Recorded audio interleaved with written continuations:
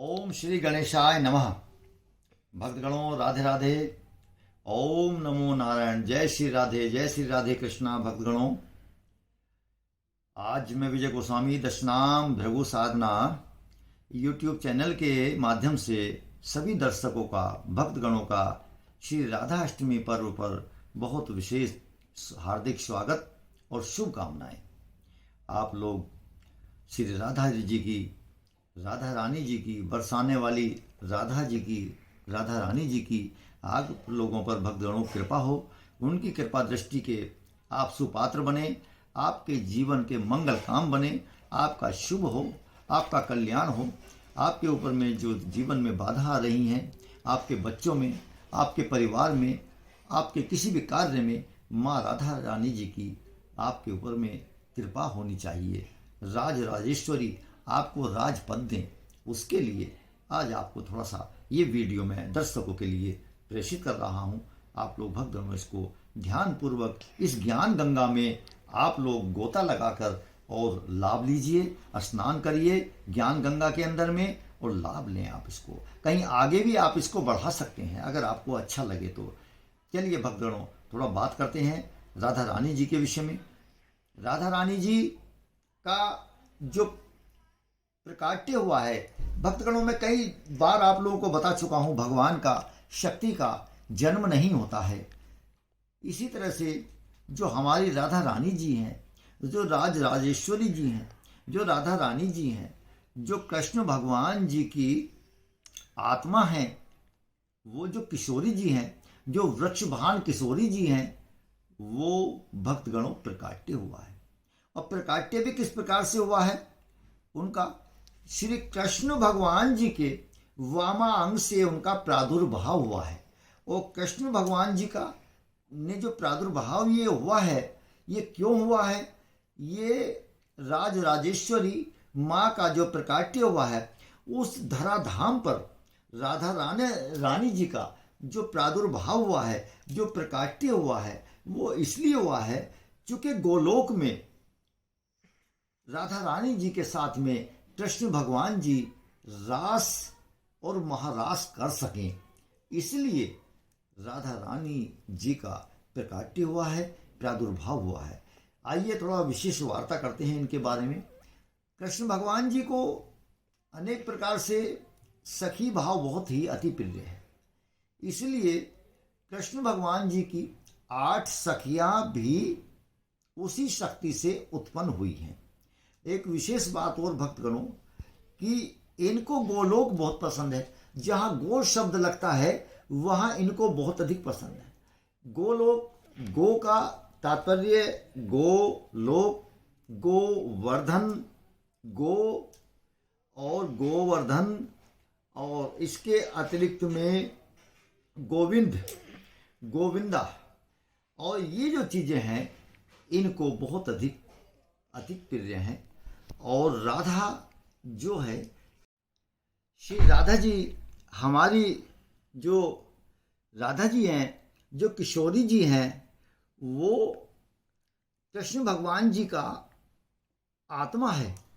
उन्हीं के प्रादुर्वामांग से प्रकाट्य है और इसलिए उनका प्रकाट्य हुआ है कि राधा रानी जी कृष्ण भगवान जी के साथ में इस गोलोक में रास लीला महारास कर सकें, इसलिए अधिक पसंद है।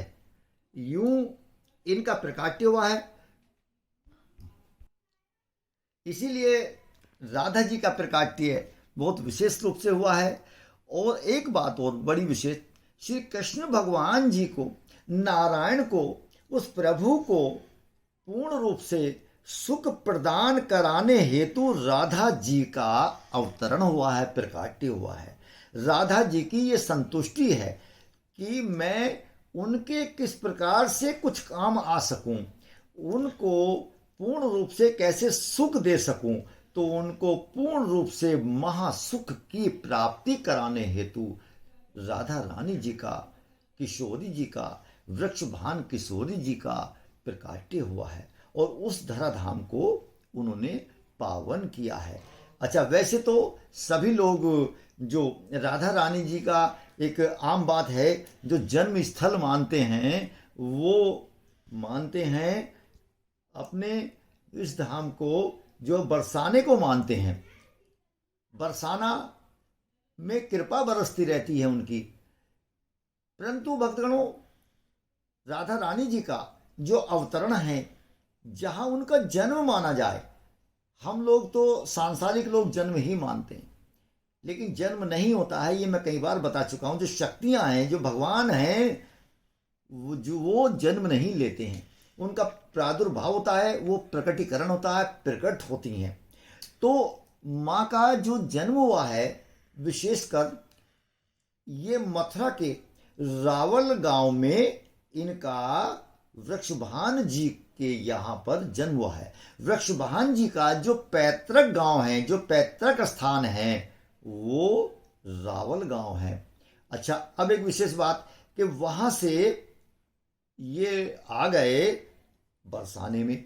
जैसे कि हमारे बांके बिहारी जी महाराज, हमारे कृष्ण भगवान, हमारे द्वारकाधीश जी, देखिए जो बेट द्वारिका में, गुजरात में अपना जो इनका स्थान है, जहाँ राज चलाते हैं, वो जगह अतिरिक्त है, अलग है। और वहाँ से 60 किलोमीटर की दूरी पर, या 55 हो, 50-55 हो, ऐसा दूरी पर, वहाँ से समुद्र के अंदर में बेट द्वारिका बोलते हैं, वहाँ पर वो स्थान है। अर्थात वहाँ अपनी 16,108 जितनों जो भी रानियाँ थी, उनके साथ में शयन करते थे नित्यपति। और जब भी रात्रि में कोई भी रानी उनको याद करती है, तो उसी के पास में होते थे।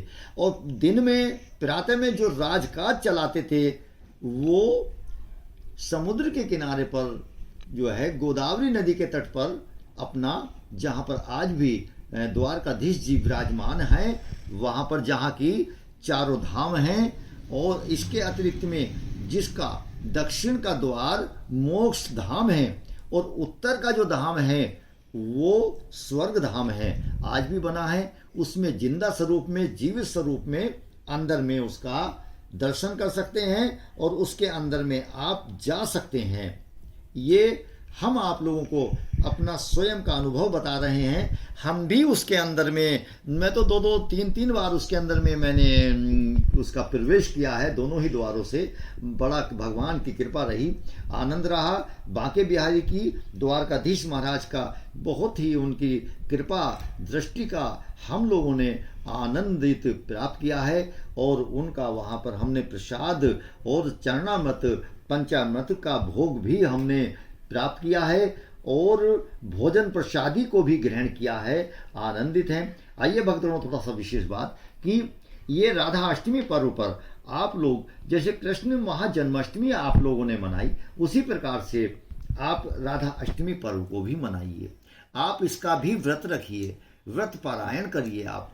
अच्छा, उनका हुआ है रात्रि 12 बजे जन्म हम मनाते हैं, लेकिन राधा जी का, किशोरी जी का जो जन्म है भक्तगणों, वो दिन में 12 बजे हुआ है। इसलिए आप उसको व्रत रखिए, आप उस आनंद लीजिए।